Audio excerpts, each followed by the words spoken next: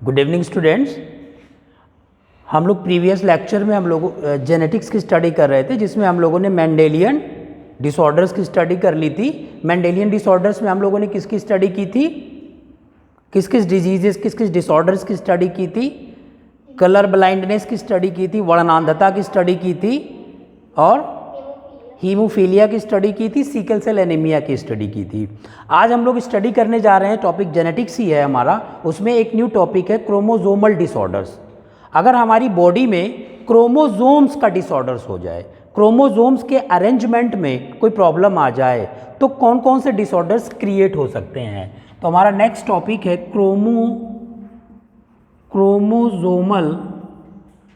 Chromosomal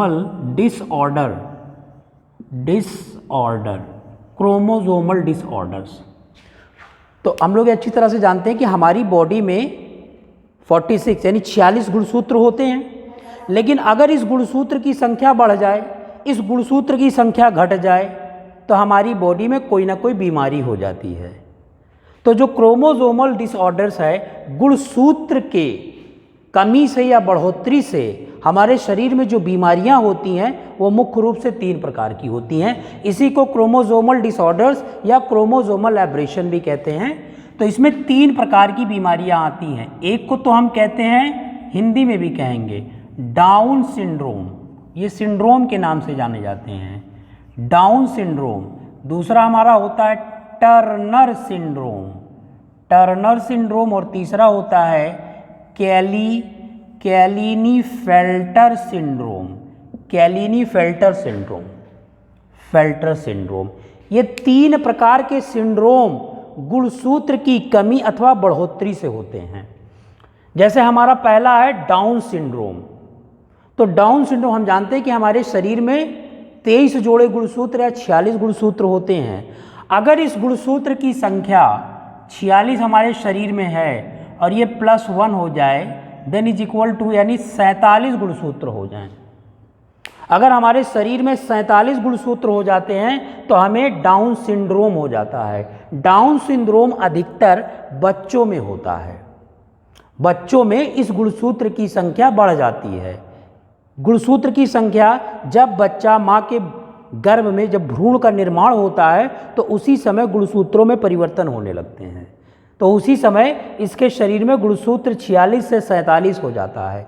जब गुणसूत्र 47 हो जाता है तो जो बच्चा पैदा होगा वो एबनॉर्मल होगा। एबनॉर्मल का मतलब उसके शरीर की जो बनावट होगी, बाह्य आकार होगा, उसमें भिन्नताएं आ जाएंगी। जैसे नाक का चिपटा हो जाना, कानों का बड़ा हो जाना, ठीक है, ये सारे परिवर्तन उसके शरीर में आने लगते हैं। पेट है, ये जो हमारा स्टमक है, इसका बाहर आ जाना, मसल्स का पूर्ण विकसित ना होना, मांसपेशियों का पूर्ण विकसित ना होना, तो ये सारे ड्रॉबैक्स आ जाती हैं अगर हमारे शरीर में गुणसूत्र की संख्या, यानी बच्चों में गुणसूत्र की संख्या 47 हो गई है। दूसरा प्रकार का जो हमारा है टर्नर सिंड्रोम। इस सिंड्रोम में एक गुणसूत्र की संख्या घट जाती है। यानी क्वेश्चन ऐसे पूछा जाएगा, डाउन सिंड्रोम में कुल गुणसूत्रों की संख्या होती है, तो दे देगा 47, 48, 46, 45, कोई भी नंबर दे देगा, तो हमारा 47 ही होगा। इसी प्रकार टर्नर सिंड्रोम में एक गुणसूत्र की कमी हो जाती है। अगर ये 46 है तो -1 हो जाता है, यानी इसमें कुल 45 गुणसूत्र हो जाते हैं। क्लियर? 45 जब गुणसूत्र हो जाएंगे, यानी हमारे शरीर में गुणसूत्रों की कमी हो या गुणसूत्रों की बढ़ोतरी हो जाए, तो हमारे शरीर के बाहरी आकार में परिवर्तन आ जाता है। क्योंकि गुणसूत्र में जीन होते हैं और डीएनए के एक भाग को हम जीन कहते हैं। तो डीएनए क्या करता है, हमारे शरीर को रचना प्रदान करता है। गुणसूत्र हमारे शरीर को रचना देता है, क्योंकि गुणसूत्र 2 प्रकार के होते हैं, ऑटोसोम और हेट्रोसोम, समजात गुणसूत्र और विषमजात गुणसूत्र। तो अगर गुणसूत्रों में परिवर्तन होगा तो हमारे शरीर की बाह्य आकार में परिवर्तन आ जाएगा। तो जब बाह्य आकार में परिवर्तन आएगा तो इसमें भी क्या हो जाएगा, आँखों के रंग में परिवर्तन आने लगेगा, बालों में परिवर्तन आने लगेगा। किसी का बाल या तो खत्म ही हो जाएगा या तो बहुत बड़े बड़े बाल हो जाएंगे। इसमें भी मांसपेशियों का पूर्ण विकसित नहीं हो पाता है। इसके साथ साथ मस्तिष्क भी पूर्ण विकसित नहीं कर पाती है, तो बच्चा मंदबुद्धि का हो जाता है। ये प्रकार की कमियां इस गुणसूत्रों में आती है। लेकिन हमारा जो कैलिनीफेल्टर सिंड्रोम है, इस सिंड्रोम में भी एक गुणसूत्र की संख्या बढ़ जाती है। अगर 46 है तो इसमें +1 हो जाता है, इसमें भी 47 हो जाता है। तो हम देख रहे हैं दो में, यानी डाउन सिंड्रोम में और क्लेनिफेल्टर सिंड्रोम में गुणसूत्रों की संख्या 47 हो जाती है। लेकिन एक कंडीशन है, 47 हो जाती है, वो किस कंडीशन में होगा ये डिपेंड करता है। क्योंकि अगर ये बच्चे में हो रहा है तो बच्चे की मांसपेशियां पूर्ण रूप से विकसित नहीं होगी, मुंह नाक का चपटा हो जाना। लेकिन अगर क्लेनिफेल्टर सिंड्रोम, कभी कभी क्या होता है कि जब माँ के गर्भ में भ्रूण का निर्माण होता है तो उसी समय उसके गुणसूत्रों में परिवर्तन हो जाता है, कुछ इन्वायरमेंटल फैक्टर के थ्रू या फिर कुछ दवाओं के फैक्टर के थ्रू उसके गुणसूत्रों में परिवर्तन होकर के वो गुणसूत्र 47 हो जाता है। अब जब ये 47 गुणसूत्र हो जाएगा तो जो बच्चा पैदा होगा वो भी एबनॉर्मल होगा, लेकिन वो इस तरह का एबनॉर्मल होगा, वो एक फेमिनाइज होगा। फेमिनाइज का मतलब उसके शरीर में दोनों प्रकार के लक्षण होंगे, मेल के भी लक्षण होंगे और फीमेल के भी लक्षण होंगे। तो इसलिए उसको कहेंगे ही इज़ द कनेक्टिव, और ही भी नहीं कह सकते हैं, शी भी नहीं कह सकते हैं, मीन्स वो दोनों का कैरेक्टर उसके अंदर हो जाएगा। Is that clear? अगर ये गुणसूत्र क्लेनिफेल्टर सिंड्रोम में ही होता है कि उसके अंदर जब 47 गुणसूत्र होंगे, नर और मादा दोनों के लक्षण हो जाएंगे। तो इस पर क्वेश्चन ऐसे पूछेगा कि इस प्रकार के सिंड्रोम में गुणसूत्रों की संख्या कितनी हो सकती है, या फिर ऐसे पूछ ले कि क्लेनिफेल्टर सिंड्रोम में अगर गुणसूत्र की संख्या 47 हो जाती है तो शरीर में क्या परिवर्तन होता है। शरीर में यही परिवर्तन होगा कि उसके अंदर नर और मादा दोनों के लक्षण आ जाएंगे। क्लियर हो गया चीज़? तो ये हमने देख लिया गुणसूत्रों में किस प्रकार से परिवर्तन होता है। क्रोमोसोम की कमी से या क्रोमोसोम की बढ़ोतरी से, गुणसूत्रों की बढ़ोतरी से हमारे शरीर में क्या क्या बीमारियां आ सकती हैं। अब अगला हमारा जो टॉपिक है आप जानते भी होंगे, रक्त समूह, क्योंकि जेनेटिक्स में ही हमें रक्त समूह पढ़ना और रक्त समूह की आनुवंशिकता के बारे में पढ़ना है। तो आइए देख लेते हैं ब्लड ग्रुप के बारे में हम लोग पहले। रक्त समूह, ब्लड ग्रुप। तो हमारे शरीर में कुल 4 प्रकार के रक्त समूह हैं, ये हम जानते हैं। एक तो हमारा है ए, दूसरा हमारा है बी, तीसरा है ए बी और चौथे पे हमारा है ओ। ये 4 प्रकार के रक्त समूह समस्त प्रकार के मनुष्यों में पाए जाते हैं। ये जो हमारा ए बी है इसे हम क्या कहते हैं? सर्वदाता। सर्वदाता। और इसे हम क्या कहते हैं? सर्वग्राही। इसे हम कहते हैं universal receiver. Universal receiver, Hindi में कहते हैं सर्वग्राही। सर्वग्राही। और ये हमारा होता है सर्वदाता, यूनिवर्सल डोनर। डोनर का मतलब होता है सर्वग्राही। ये सर्वदाता हो जाएगा, ग्राही नहीं होगा, सर्वदाता, वो सर्वग्राही है। ठीक है? तो कभी कभी पूछा जाता है कि इन चारों रक्त समूहों में कौन सा रक्त समूह सर्वग्राही है, तो ए बी है। कौन सा सर्वदाता है, तो ओ है हमारा सर्वदाता। अच्छा, अगर ये सर्वग्राही का मतलब क्या हुआ? अगर किसी का रक्त समूह ए बी है तो इसका मतलब क्या हुआ? इसका हाँ, वो सारे ब्लड समूह को ले सकता है लेकिन ए बी को दे सकता है ना। हाँ, और ये ओ क्या करेगा? सबको दे सकता, ले नहीं सकता, सिर्फ ओ का ले सकता है। क्लियर? अच्छा, ये तो हमारा हो गया रक्त समूह। लेकिन अगर हमको ये पता लगाना हो कि हमारे शरीर में किस प्रकार का रक्त समूह है, ए है, बी है, ए बी है, ये ओ है, तो हम पैथोलॉजी की लैब में जाते हैं। डॉक्टर हमारा ब्लड लेता है, चेक करता है और बताता है कि आपका ब्लड ग्रुप ए है। फिर RH फैक्टर के बेस पे वो उस पर पॉजिटिव और निगेटिव बता देता है। तो आइए हम यहाँ पे डिस्कशन कर लेते हैं कि हम यहाँ पे बैठे बैठे अपने रक्त समूह को कैसे पता लगा लेते हैं, ब्लड ग्रुप का पता कैसे लगा लेते हैं।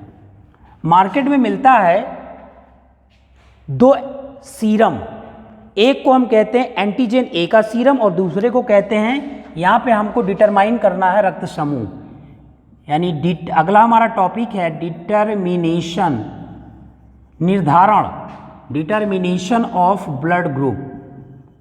ब्लड ग्रुप हिंदी में कहते हैं इसको रक्त समूह का निर्धारण। तो रक्त समूह का हम निर्धारण कैसे करेंगे? तो मार्केट में मिलता है 2 टाइप का सीरम, एक को हम कहते हैं एंटीजन ए का सीरम और दूसरा होता है हमारा एंटीजन बी सीरम। ये हम मार्केट से ले सकते हैं। अब आइए देख लेते हैं कि हम अपने रक्त समूह को कैसे आइडेंटिफाई करेंगे। यहाँ बैठे बैठे पता लगा लेंगे। जबकि हम पैथोलॉजी की लैब में जाते हैं तो इवन डॉक्टर हमसे काफ़ी अच्छे खासे पैसे लेता है, और ये बहुत ही ईजी वे में है। यानी इसकी एक छोटी सी शीशी आती है, इतनी सी शीशी रहेगी, उसमें I think 2 ml approximately 2 ml ये लिक्विड रहेगा, और वो 2 ml से आई थिंक 25 या 30 लोगों का वो एक्सपेरिमेंट कर सकता है। सिर्फ एक ही ड्रॉप की रिक्वायरमेंट होती है, एक ही ड्रॉप की ज़रूरत होती है। तो आइए देखते हैं, यहाँ पे एक चार्ट बना लेते हैं। ये इसके लिए हमको माइक्रोस्कोप की रिक्वायरमेंट भी नहीं है, हम यहाँ पे बैठे बैठे देख सकते हैं। एक हमने कांच का गोल सा कप ले लिया जिसको हम पैट्री डिश कहते हैं, कांच का ही होगा, ग्लास का होगा। ये यहाँ पे हमने लिख दिया, ये हमारा हो गया यहाँ पे एंटीजन ए का सीरम ले लिया, यहाँ पे हमने ले लिया एंटीजन बी का सीरम,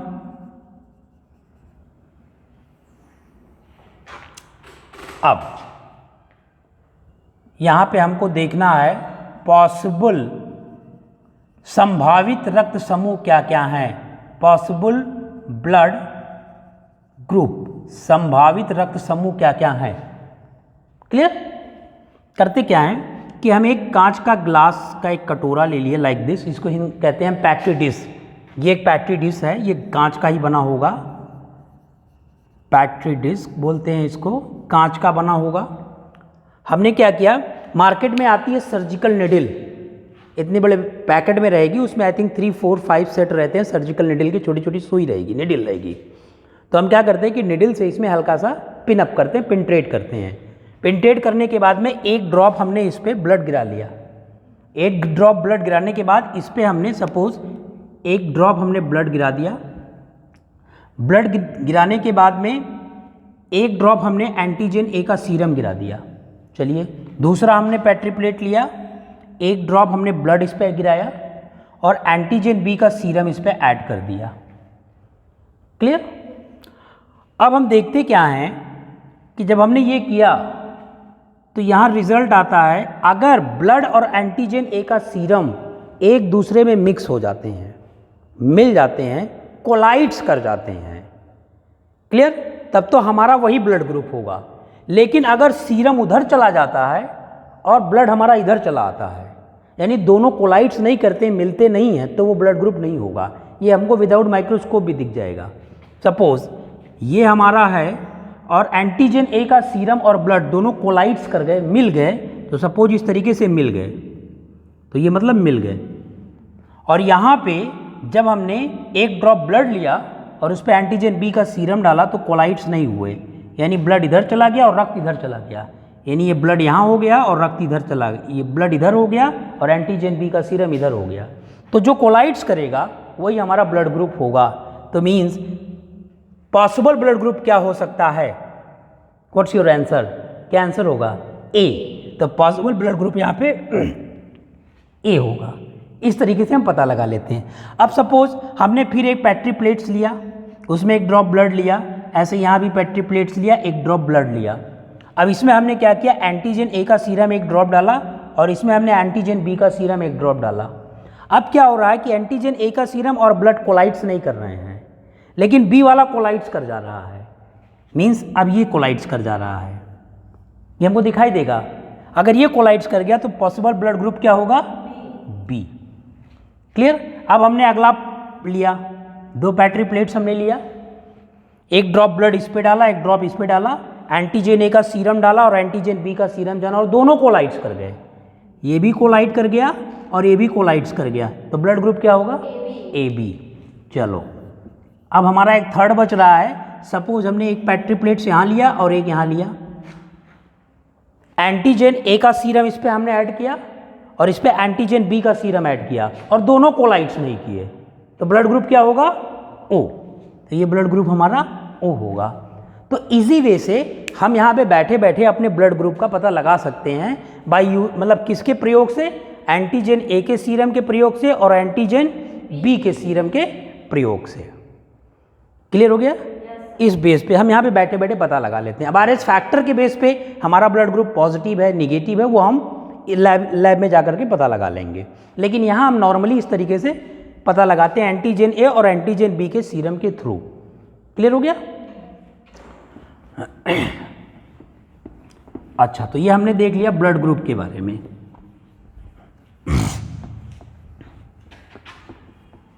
अब आते हैं हम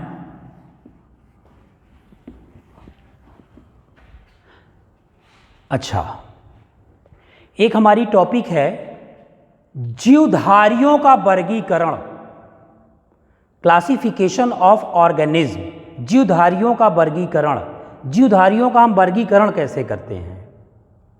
तो कोई आइडिया है आपको कि जीवधारियों का वर्गीकरण से संबंधित जो प्रश्न पूछे जाते हैं उसमें तो बहुत सारे प्रश्न प्रीवियस ईयर में दिए हुए हैं या बहुत सारे ईयर्स में दिए हुए हैं। कुछ ऐसा आइडिया आपको लग रहा है कि क्लासिफिकेशन ऑफ ऑर्गेनिज्म, हमारी अगला जो टॉपिक हम पढ़ाने जा रहे हैं क्लासिफिकेशन ऑफ ऑर्गेनिज्म, जीवधारियों का वर्गीकरण, क्लासिफिकेशन ऑफ ऑर्गेनिज्म, जीवधारियों का हम वर्गीकरण कैसे करते हैं।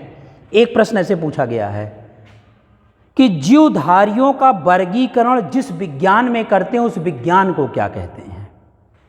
तो जीवधारियों का वर्गीकरण जिस विज्ञान में करते हैं हम उस विज्ञान को कहते हैं टैक्सोनॉमी। टैक्सोनॉमी कहते हैं, टैक्सोनॉमी। जीवधारियों का अध्ययन, ये हिंदी में भी लिखा रहेगा टैक्सोनॉमी। जीवधारियों का अध्ययन जिस विज्ञान में करते हैं उस विज्ञान को हम टैक्सोनॉमी कहते हैं।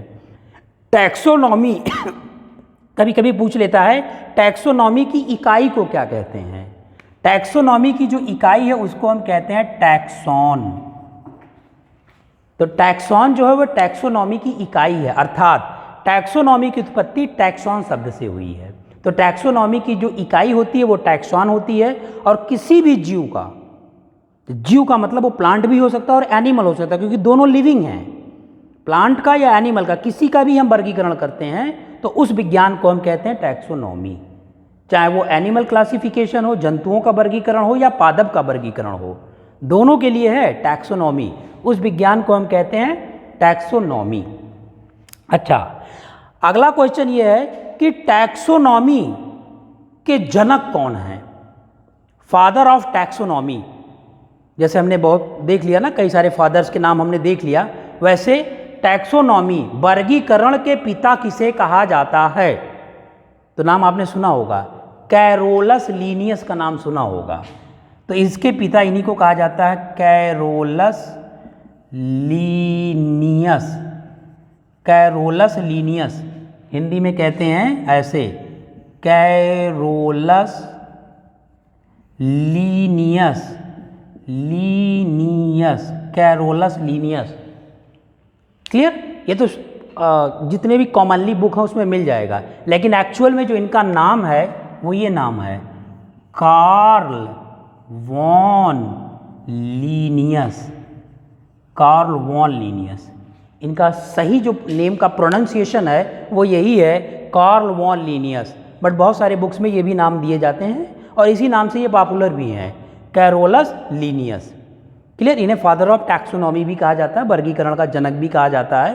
क्यों? क्योंकि वर्गीकरण के बारे में इन्होंने सर्वप्रथम बताया था।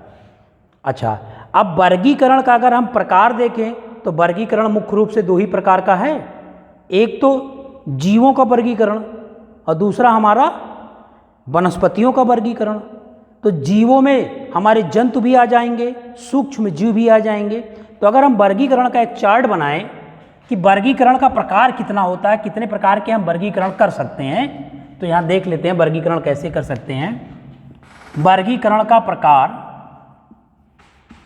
Kinds of classification, kinds of classification, वर्गीकरण का प्रकार। तो देखिए वर्गीकरण कितने प्रकार के होते हैं। पहला जो वर्गीकरण का प्रकार है वो है एनिमल क्लासिफिकेशन, जंतु वर्गीकरण। एनिमल क्लासिफिकेशन, जंतु वर्गीकरण।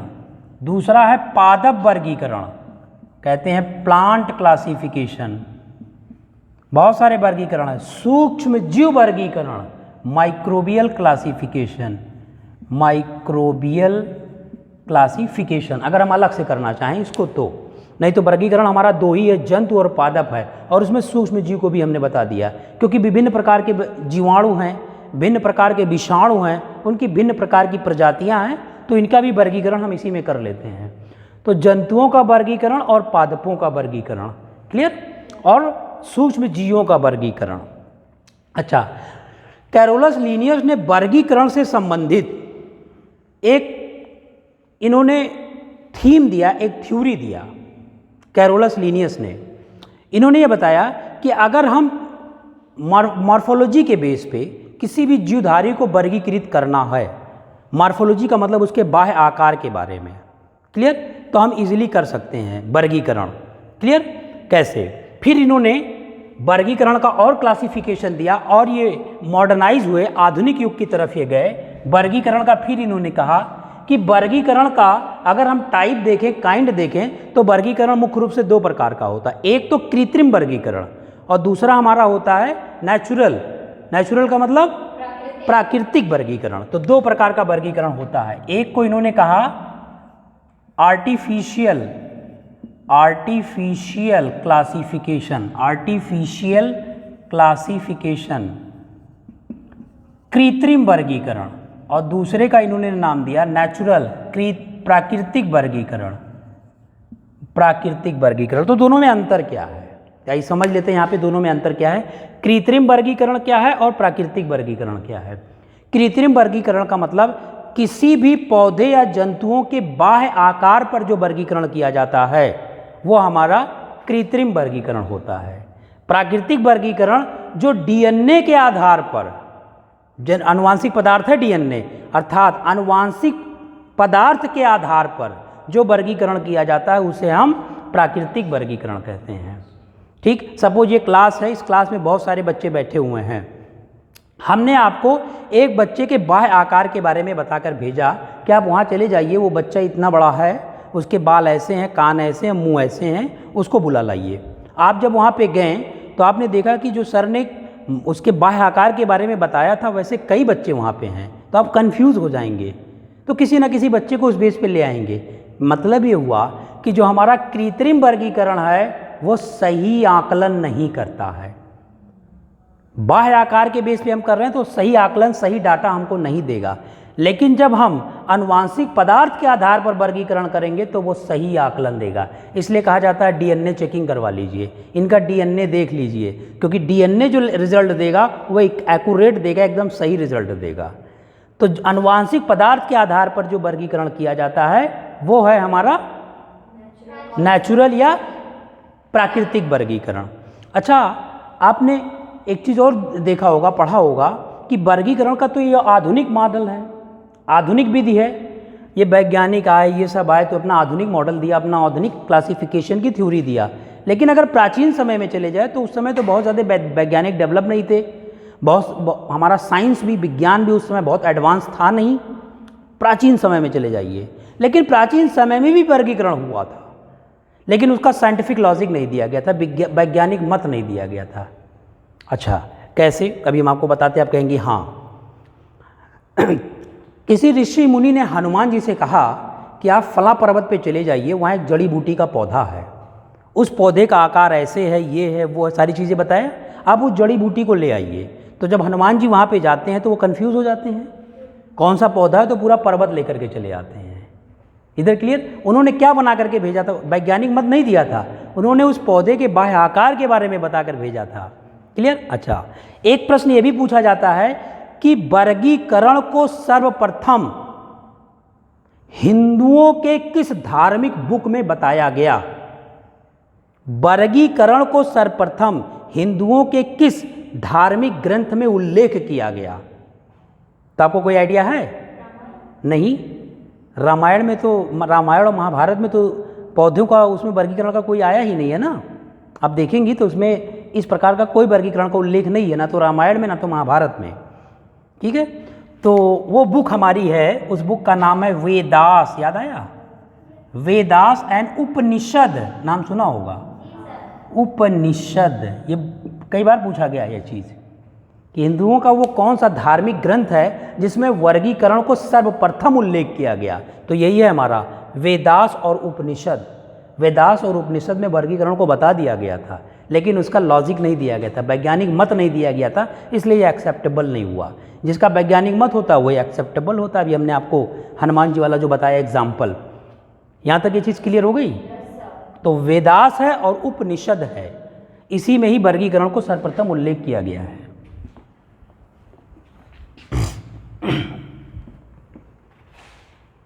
अच्छा, जो हमारे कैरोलस लीनियस थे, कैरोलस लीनियस ने एक पुस्तक की रचना की, उस पुस्तक का क्या नाम है ये पूछा जाता है।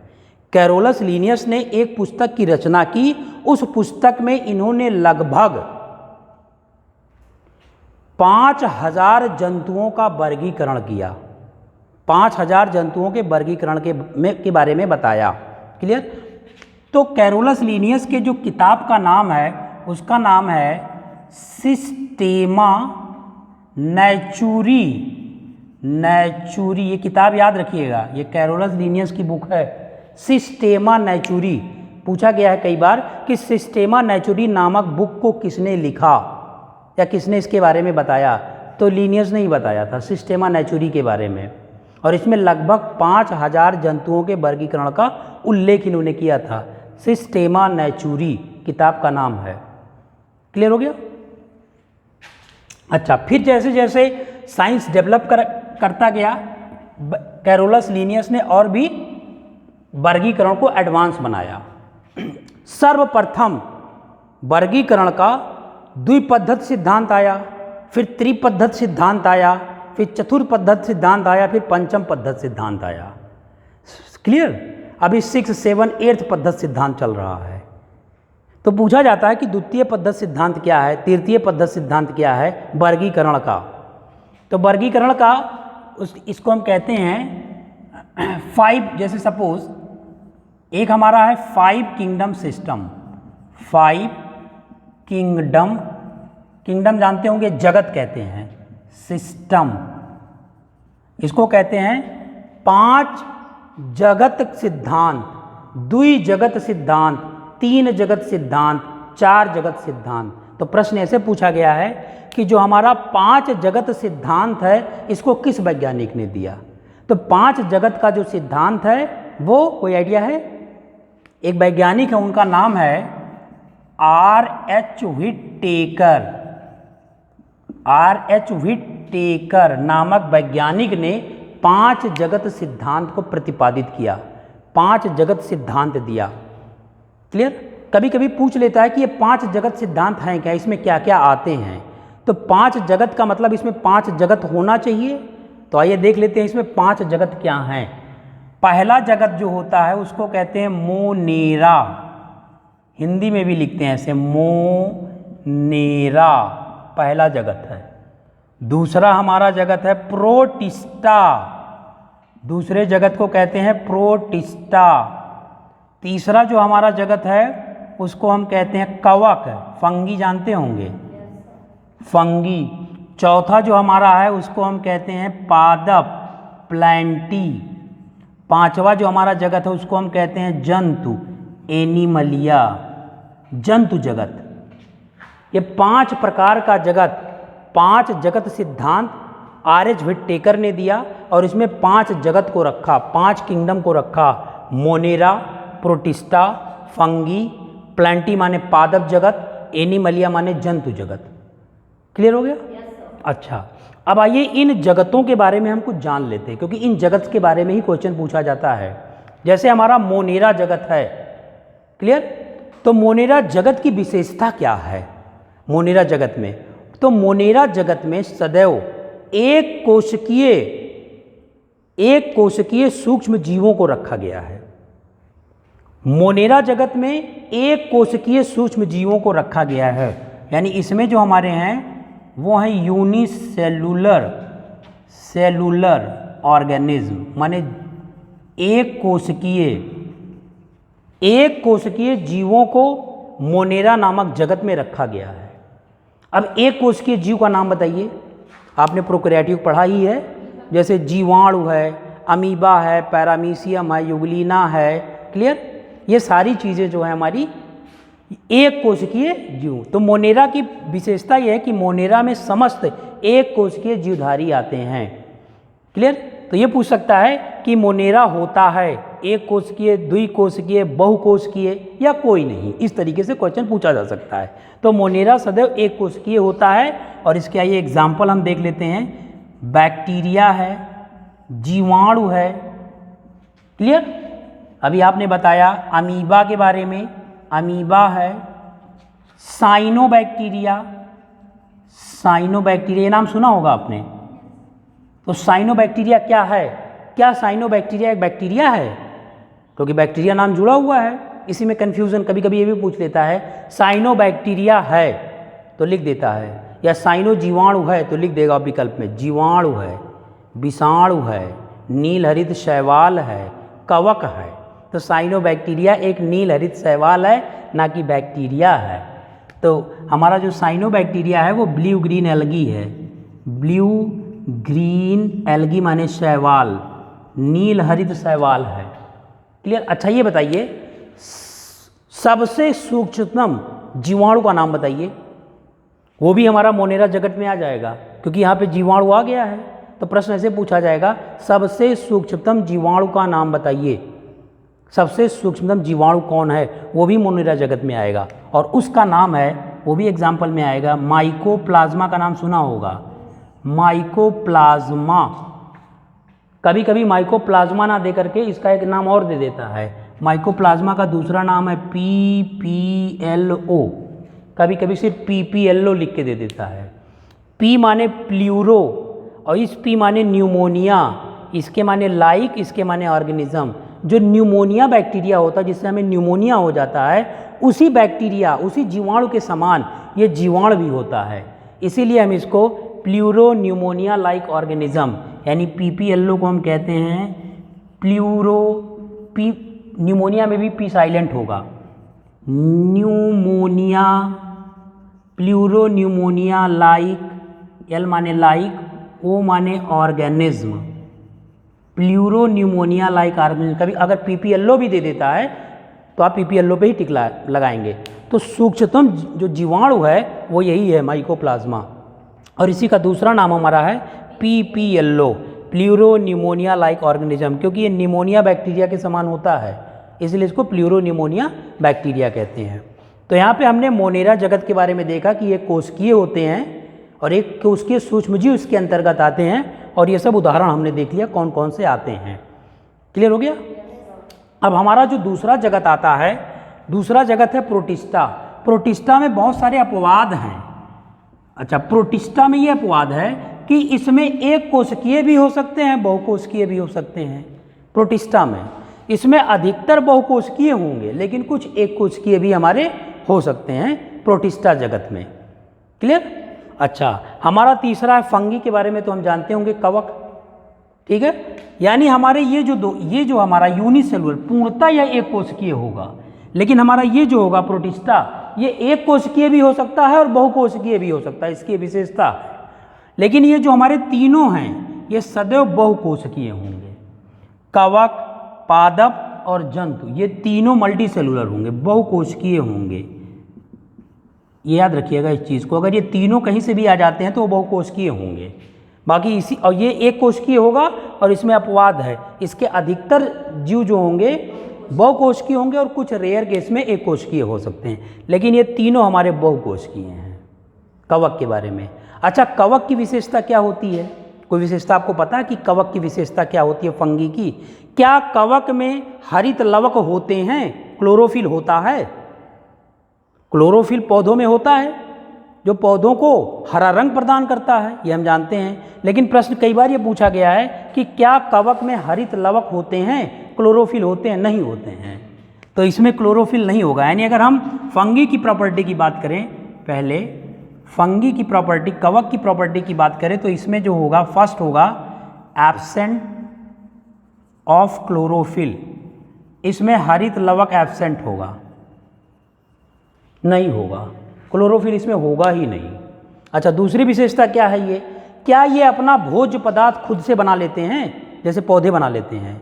क्या ये स्वपोषी हैं या परपोषी हैं? स्वपोषी माने जो अपना भोजन खुद बनाए, परपोषी का मतलब जो अपने भोजन के लिए दूसरों पर निर्भर रहे। तो क्या कवक स्वपोषी हैं? नहीं, कवक परपोषी हैं। परपोषी इसलिए हैं कि जहाँ पे सड़े गले खनिज पदार्थ होते हैं, गोबर है, ये सारी चीज़ें जहाँ इकट्ठा होती हैं, वहीं पे कवक की उत्पत्ति होती है, वहीं पे कवक ग्रो करता है और उसी सड़े गले खनिज पदार्थों से अपना भोज्य पदार्थ खाता है कवक। अच्छा, सबसे पहला कवक कौन है, उसका क्या नाम है? जो सबसे पहले कवक को खोजा गया उस कवक का क्या नाम है? ये कवक तो अब आया ना। कवक की उत्पत्ति किस शब्द से हुई है? कवक की उत्पत्ति आप खाते भी हैं, मशरूम शब्द से हुई है। मशरूम शब्द से हुई है। कवक की उत्पत्ति मशरूम शब्द से हुई है। तो सबसे पहला कवक मशरूम है, पहले मशरूम शब्द आया तब कवक आया। क्लियर? तो सबसे पहला यही चीज़ है, मशरूम। ठीक। और इसकी विशेषता क्या है?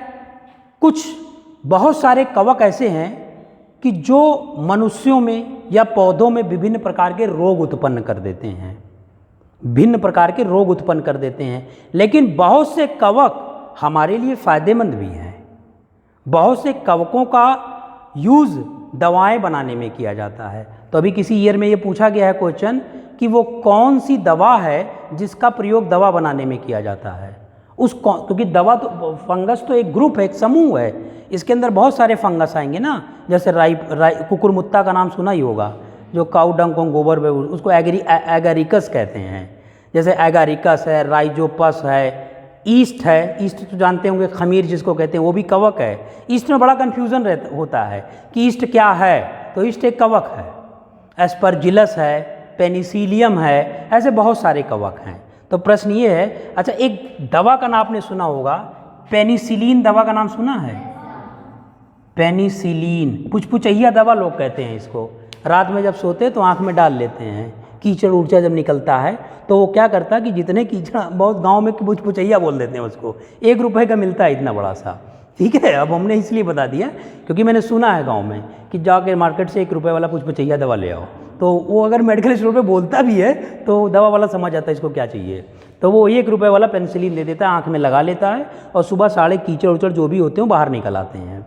उसी को कहते हैं पेनिसिलिन। ये एक एंटीबायोटिक है, एक एंटीबायोटिक दवा है। तो क्वेश्चन ये पूछा गया था कि पेनिसिलिन जो एक एंटीबायोटिक है किस फंगस से प्राप्त किया जाता है, किस कवक से प्राप्त किया जाता है। उस पर्टिकुलर कवक का नाम उसने 4 विकल्प दे रखा था। तो उस पर्टिकुलर कवक का जो नाम है वो ये है, पेनिसिलियम नोटेटम। नोटेटम, ये जो पेनिसिलियम है ये इसकी जीनस है, वंश है, और जो नोटेटम है उसकी प्रजाति है। क्योंकि हम वर्गीकरण पढ़ रहे हैं ना, तो वर्गीकरण जब भी हम किसी का करते हैं तो उसमें 2 नाम आते हैं, एक तो हमारा वंश नाम आता है और दूसरा हमारा प्रजाति नाम आती है। वर्गीकरण में यही विशेषता होती है कि 2 नाम उसमें लिए जाते हैं। तो पेनिसिलिन नामक एंटीबायोटिक दवा जिस कवक से प्राप्त की जाती है उस कवक का नाम है पेनिसिलियम नोटेटम। क्लियर? अब एक बार क्वेश्चन ये पूछा गया था कि पेनिसिलियम नोटेटम कवक से पेनिसिलिन नामक एंटीबायोटिक को सर्वप्रथम किस वैज्ञानिक ने निकाला, किस वैज्ञानिक ने खोजा? कोई idea? Alexander Fleming. Alexander Fleming ने, अलेक्जेंडर फ्लेमिंग। आपको याद है लेकिन थोड़ा थोड़ा मिस हो रहे हैं क्योंकि आपने पढ़ रखा है। अलेक्जेंडर फ्लेमिंग, कभी कभी सिर्फ फ्लेमिंग लिख देता है, कभी कभी पूरा नाम लिख देगा अलेक्जेंडर फ्लेमिंग। तो पेनिसिलिन मेडिसिन को, एंटीबायोटिक्स को सर्वप्रथम अलेक्जेंडर फ्लेमिंग ने ही आइसोलेट किया था, निकाला था। किस फंगस से, किस कवक से? पेनिसिलियम नोटेटम से। तो देखिए इसमें 2-3 क्वेश्चंस बन रहे हैं। क्लियर? अलेक्जेंडर फ्लेमिंग पे। अच्छा, बहुत सारे कवक ऐसे भी हैं जो जिसके स्पोर्स का मतलब होता है जिसके बीजाणु, जैसे हमारा ये पेनिसिलिन है, यही पेनिसिलियम है या एस्परजिलस ले लीजिए, उसका आकार ऐसे होता है, ऐसे करके होता है, ये ऐसे करके, ऐसे, और इसी में छोटे छोटे इसके बीजाणु भरे रहते हैं, स्पोर भरे रहते हैं ऐसे। यही सबसे खतरनाक है, इसको स्पोरेंजिया कहते हैं। ये जो छोटे छोटे भरे होते हैं इसको हम स्पोरेंजिया कहते हैं, स्पोरेंजिया कहते हैं। और जिस खोल में ये भरे होते हैं उस खोल को हम कहते हैं, इस खोल को हम कहते हैं स्पोरेंजियम, स्पोरेंजियम कहते हैं। क्लियर? अच्छा, जब कभी भी ये जो स्पोरेंजियम की भित्ति है वो फट जाए किसी भी कारण से, वायुमंडलीय कारण से या किसी भी कारण से, अगर वो फट जाती है तो इसके स्पोरेंजिया बाहर आ जाते हैं और ये एक स्थान से दूसरे स्थान पे जा करके क्या करते हैं कि एक नए पौधे को विकसित करने लगते हैं, एक नए कवक को विकसित करने लगते हैं। लेकिन अगर किसी तरीके से ये हमारे श्वसन, क्योंकि ये हवा में चले गए और ये श्वसन के माध्यम से अगर हमारे श्वसन नाल में चले गए, रेस्पिरेटरी ट्रैक्ट में चले गए श्वसन नाल में, तो श्वसन नाल को ब्लॉक कर देते हैं। और जब ब्लॉक कर देंगे तो हमें सांस लेने में दिक्कत होगी, सांस लेने में दिक्कत होगी। अगर ये काफ़ी टाइम तक रहा तो आदमी मर भी सकता है। तो ये इतने खतरनाक भी हो सकते हैं हमारे कवक। कवक अगर दबा भी दे सकता है तो बहुत ज़्यादा खतरनाक भी हो सकता है। अच्छा, अभी रोटी, ब्रेड का टुकड़ा है, रोटी अभी आप किचन में कुछ बनाइए और किनारे रख दीजिए 2 दिन 3 दिन के लिए, तो आप देखते उसमें फफूंदी आ जाता है ना, यही कवक फफूंदी ही है।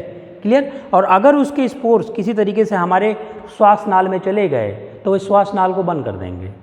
जब बंद कर देंगे तो हमें सांस लेने में दिक्कत होगी तो मृत्यु भी हो सकती है, बच भी सकते हैं, दोनों कंडीशंस हैं। क्लियर होगी यहाँ तक बात? ये तो बात थी फंगी की। अब हमारा जो तीसरा जगत है, अभी इसकी पूरी डिटेल स्टडी हमको करनी है। अभी तो यहाँ पे एक जस्ट लाइक इंट्रोडक्शन है, ये पूरी डिटेल, और डिटेल्स में भी बहुत सारे क्वेश्चंस पूछा जाता है। अगला हमारा प्लांटी, पादप जगत, दूसरा हमारा है एनिमलिया, जंतु जगत। तो ये दोनों जो जगत हैं वो बहुत बड़े जगत हैं, बहुत बड़े जगत हैं। जैसे हम अगर बात करें जंतु जगत की, तो जंतु जगत पादप जगत से भी बड़ा है। जंतु जगत में जो है कई प्रकार के जो है जगत आते हैं जंतु जगत में। जैसे यहाँ पे हम देख लें, अगर हम जंतु जगत की बात करें, यहाँ पे एनिमल किंगडम की बात करें तो बहुत सारे जगत आते हैं। एनिमल किंगडम की बात करें तो इसमें बहुत सारे जगत आते हैं। इसका मतलब ये हुआ कि इस पृथ्वी पर जितने भी जीव हैं सभी को इसी जगत में रख दिया गया है। अभी जो 9 से 10 जगत यहाँ पे आएंगे, उसी 9 से 10 जगत में पृथ्वी पे विद्यमान समस्त जीवधारियों को रख दिया गया है। प्रश्न ये पूछा जाता है कि जंतु जगत में सबसे बड़े जगत का नाम बताइए। जंतु जगत में सबसे बड़ा जगत क्या है, यह ऐसे पूछा जाएगा। जंतु जगत में तीसरे नंबर का जगत क्या है, दूसरे नंबर का जगत क्या है, इस तरीके से क्वेश्चन पूछा जाता है। तो आइए हम देख लेते हैं कि पृथ्वी पर जितने भी जीवधारी हैं उनको 10 जगत में बांट करके उसका अध्ययन कर लिया गया है। क्यों जंतु जगत बनाया गया भाई? तो हम तो ऐसे भी अध्ययन कर सकते थे ना। जंतु जगत इसलिए बनाया गया क्योंकि अगर हम कीटों का अध्ययन करें तो 20 लाख से ज़्यादा कीट इस पृथ्वी पर हैं। खाली कीट की हम बात कर रहे हैं। केंचुए की बात करें तो बहुत सारे केंचुए हैं। स्तनधारियों की बात करें, बहुत सारे स्तनधारी हैं। सरीसृप की बात करें, बहुत सारे सरीसृप हैं। तो अगर हम उनका एक साथ अध्ययन करेंगे तो हम कंफ्यूज हो जाएंगे। इतने सारे जंतु हैं इस पृथ्वी पे, तो उनको अच्छे से अध्ययन करने के लिए जंतु जगत का निर्माण किया गया जिससे हम कंफ्यूज ना हों। तो हर एक जंतु जगत में हर एक स्पेसिफिक जीवधारी का हम अध्ययन कर लेते हैं। तो आइए यहाँ पे हम जंतु जगत बनाते हैं। पहला जो हमारा जंतु जगत है उसको हम कहते हैं प्रोटोजोआ। नाम सुना होगा, प्रोटोजोआ। अगला हमारा होता है पॉरीफेरा, पॉरीफेरा। अगला हमारा होता है मोलस्का। अगला हमारा है निमेटोडा, निमेटोडा। इसी का कई नाम है। इसी को कहीं कहीं लिखा रहता है निमेहेलमेंथिस, निमेहेलमेंथिस, या कहीं कहीं इसी को लिख देता है एस्केलेमेंथिस, एस्केलेमेंथिस। ये 3 नाम से इसको जाना जाता है। अगला हमारा जो होता है उसको हम कहते हैं प्लेटीहेलमेंथिस। अगला जगत है प्लेटीहेलमेंथिस, जिसमें आपने पढ़ा होगा फ्लैट वर्म, चपटे कीड़े आते हैं। प्लैटीहेलमिन्थेस। अगला हमारा जगत है उसको हम कहते हैं एनिलिडा, इसमें हम केंचुए का अध्ययन करते हैं। अगला हमारा जगत आता है उसको हम कहते हैं आर्थ्रोपोडा, इसमें हम कीटों का अध्ययन करते हैं। अगला जो हमारा जगत आता है उसको हम कहते हैं कार्डेटा। कार्डेटा, कार्डेटा का मतलब जिसके शरीर में रीढ़ की हड्डी हो, इसी को हम वर्टिब्रेटा भी कह देते हैं, वर्टिब्रेटा भी कहते हैं।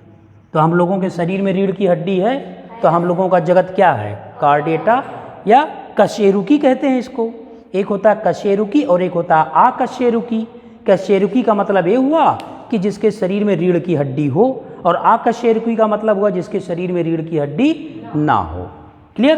तो देखिए 1 2 3 4 5 6 7 8, और बताइए और क्या बच रहा है?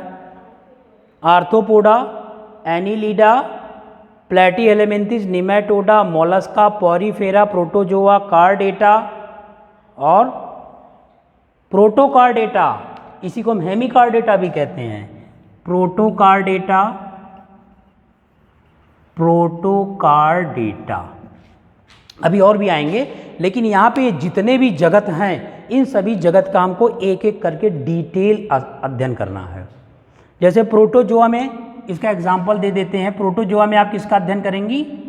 नाम सुना होगा, अमीबा है, पैरामीशियम है, ये इसके उदाहरण है। युगलीना है, एंटमीबा है, प्लाज्मोडियम है, बहुत सारे उदाहरण है। पॉरीफेरा में हम स्पंज की स्टडी करेंगे, जो स्पंज आते हैं।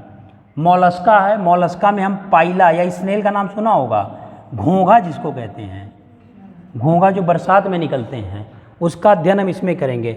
निमेटोडा, निमेटोडा का मतलब ऐसे जीव का अध्ययन, ऐसे कीटों का अध्ययन करेंगे जिनकी संरचना निमेटोड, निमेट मतलब धागे के समान होती है। जैसे हमारे शरीर में, हमारे आंत में एस्कैरिस होता है, केचुए की तरह होगा, लेकिन वो केचुआ नहीं होगा, तो उसका अध्ययन हम करते हैं। तो इसका एग्जाम्पल एस्कैरिस, उसी एस्कैरिस के नाम से इसका पड़ गया एस्केलेमेंथिस। अगला हमारा प्लैटीहेलमिन्थेस, इसमें चपटे कीड़े आते हैं। अगला हमारा एनिलिडा, इसमें हम केचुओं का अध्ययन करते हैं। केचुए के लिए अलग जगत है, उसको एनिलिडा कहते हैं। आर्थ्रोपोडा के लिए जगत है, कीटों के लिए जो अलग जगत बनाया गया है उसको हम कहते हैं आर्थ्रोपोडा, इसमें सिर्फ कीटों का अध्ययन किया जाएगा। कार्डेटा या वर्टिब्रेटा, इसमें हम कशेरुकी प्राणियों का अध्ययन करेंगे जिसके शरीर में रीढ़ की हड्डी हो। फिर प्रोटोकार्डेटा हमारा आ जाता है। अच्छा, प्रश्न ये पूछा गया था कि ये जो जंतु जगत इतने सारे दिए गए हैं, इसमें सबसे बड़ा जंतु जगत कौन सा है? क्योंकि कीड़े मकोड़ों की संख्या इस पृथ्वी पर सबसे ज़्यादा है, उतनी संख्या किसी और की नहीं है, इसीलिए सबसे बड़ा जंतु जगत हमारा आर्थ्रोपोडा है। एक बार क्वेश्चन ये पूछा गया था, इन सभी जंतु जगत में तीसरे नंबर का जंतु जगत क्या है? थर्ड नंबर का। तो तीसरे नंबर का जो जंतु जगत है वह है प्रोटोजोआ। ऐसे हम आपको 1 से लेकर के 10 तक पूरे जंतु जगत के बारे में बताएंगे, पहला स्थान किसका है, दूसरा स्थान किसका है। ठीक है, तो आई थिंक आज के लिए इतना ही रहने देते हैं। तो the rest part of the chapter we will start tomorrow. ठीक है, ओके, थैंक यू।